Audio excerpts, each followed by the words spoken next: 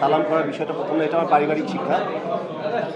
যদিও পায়ে ছুঁয়ে সালাম করাটা আমাদের ধর্মীয় মতে নিষেধ আছে, তারপর আমি সিনিয়রদের যখনই মঞ্চে পাই, যখন মঞ্চে রোজিনাপা থেকে শুরু করে সিনিয়র শিল্পীরা যারা যখনই থাকে,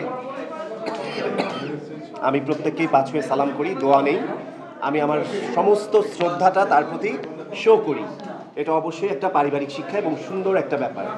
আর আনফর্চুনেটলি এই আলোচনাটা বা সমালোচনাটা খুব পজিটিভ এবং খুব সম্মানের সাথেও হতে পারতো। হ্যাঁ, কিন্তু ওই যে একদল শুরু করে দিলে সেই জায়গাটাই বাদবাকিগুলো সব ওইদিকে দৌড়াতে থাকে। এটা আমার ব্যাড লাক বলবো যে ঘটনাটা রাতের বেলা যেরকম পজিটিভ ছিল, সকালবেলাও পরের 2 দিন ওই রকম পজিটিভ থাকলে হয়তো বা তাদেরকে এত কথা শুনতে হতো না, বা ঘটনাটা ওরকম হতো না। ঘটনাটা পুরোটাই একটা পজিটিভ হতো এবং এটা সুন্দর জিনিস হতো। আমি পরবর্তীতে স্টেজ পারফর্ম কী করব না এটা একান্তই আমার বিষয়, কিন্তু অবশ্যই এটা আপনাদের প্রতি অনুরোধ যে আপনারা বুঝে গেছেন অলরেডি যে বাংলাদেশে আরব খান একজনই। আমি যা করছি আমার সাথে, আমার অ্যাক্টিভিটিস বা আমার ক্রাইটেরিয়ার সাথে আমাদের দেশের আর্টিস্টদের খুব একটা মিল নেই।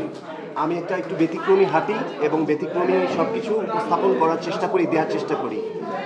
এটা যেদিন বুঝবে বাঙালি, বা যেদিন দেশের সবাই বুঝবে যে আসলে আরব খান মানে হচ্ছে হলো এই ব্যাপারগুলো, আরব খানের ক্রাইটেরিয়াটা এই রকম, অন্য কিছু সে আমাদেরকে দেওয়ার চেষ্টা করছে, সেদিন দেশে শান্তি বয়ে আসবে। এই ধরনের অশান্তি বা এই ধরনের কমেন্টস বা এই ধরনের ট্রল বা এই ধরনের অরাজকতার কোনো সৃষ্টি হবে না।